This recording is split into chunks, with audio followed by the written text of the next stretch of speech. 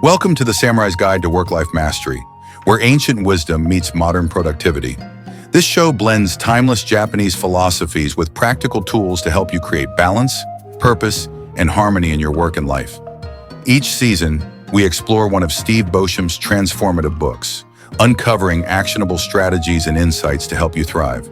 This season, we're exploring Always Improving, Lessons from the Samurai, a guide designed to take you on a journey into the principles of Bushido, offering practical strategies for navigating modern challenges with discipline, purpose, and harmony. Steve Beauchamp is a Lean Six Sigma Master Black Belt, project management expert, and lifelong student of Japanese culture. As an author, speaker, and coach, he is dedicated to helping leaders and professionals achieve work-life harmony through continuous improvement in the wisdom of Bushido.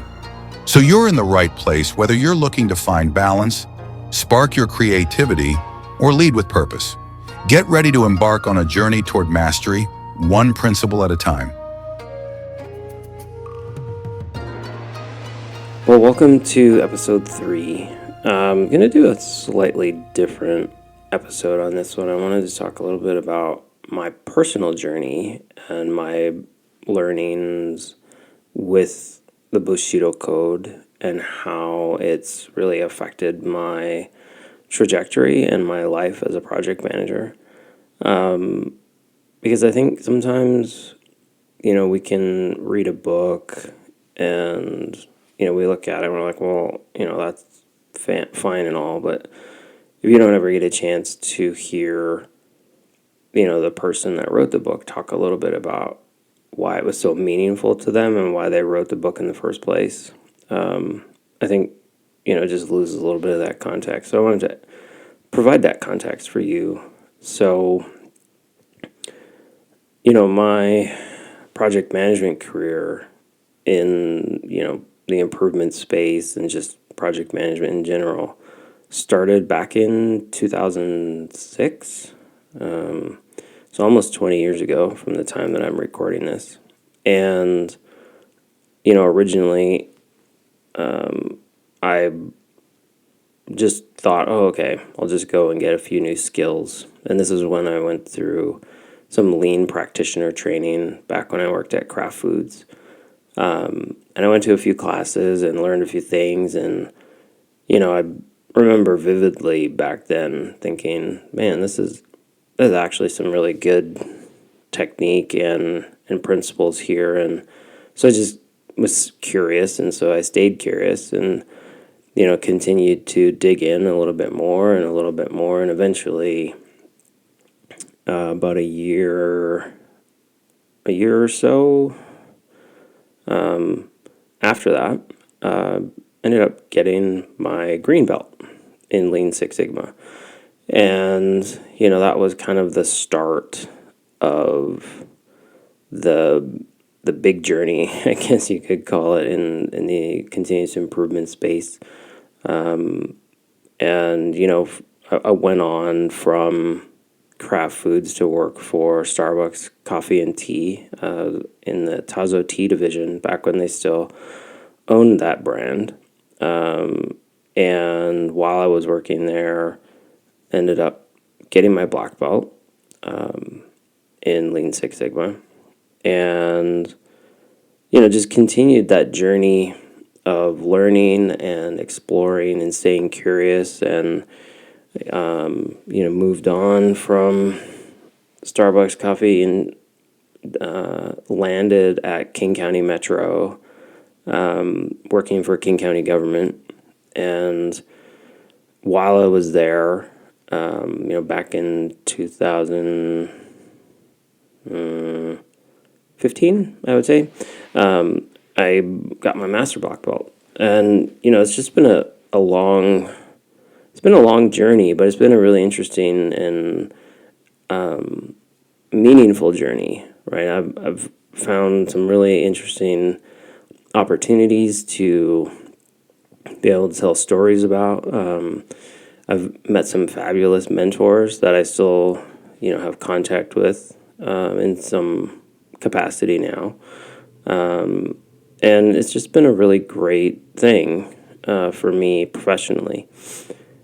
I think the interesting thing about my journey, though, is I've been adding into how I do my work the idea around the Bushido code and the virtues that make up the that code and really that code of living. And so I've been looking at how to apply those principles into the work I do. And if you've read the book, I give a few different examples of where I'm really leaning into the meaning behind what some of these virtues are, and then I look at how to connect those to my personality and also just my way of working, my core values, and all of those things, like a well-rounded kind of view in terms of how can I think about providing more justice to the work that I do, and how can I give a voice to the people that may not have had a voice in the past. And it's just I think a different way of trying to work. I think the real meat on the bone, if you will, is that I find that I get a lot more joy out of my work when I'm able to connect my work to my core values, and to being able to work in such a way that I feel really good about the outcomes. And it's not just about lining the pockets of VPs or whoever it is in the companies that are getting these giant bonuses. It comes down to me having that harmony that I seek in so that I don't have to feel like I'm working and living two different lives. I don't know if, we talked in episode 1 about this idea of being a firefighter. And I used to feel that way. I used to feel like I was just constantly fighting fires all the time.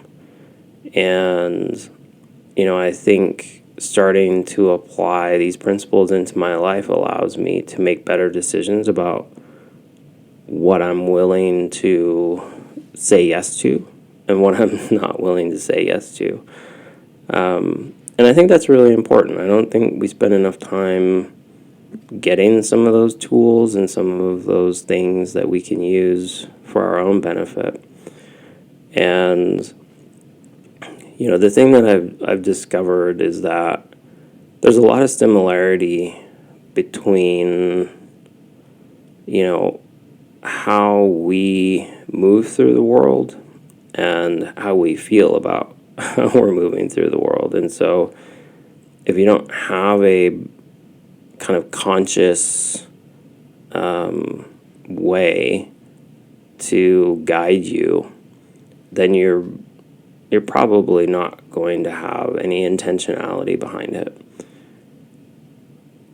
Something I learned a long time ago when I used to study martial arts was, without intention, it becomes very challenging to learn, the skills and the movement and the discipline that you need in order to be successful in learning those different arts.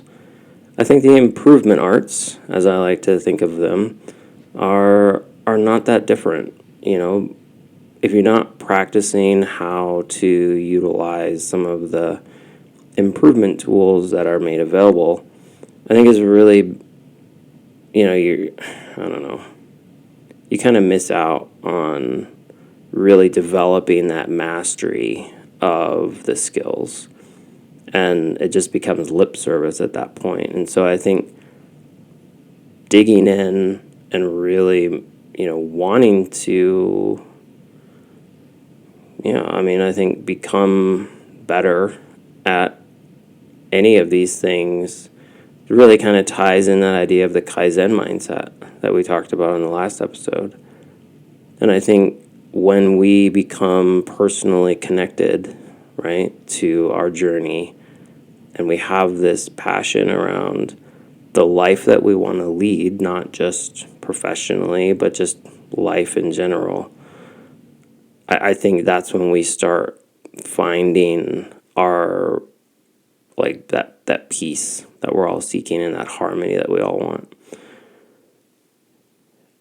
You know, the interesting thing about life is that, you know, we can plan as much as we want,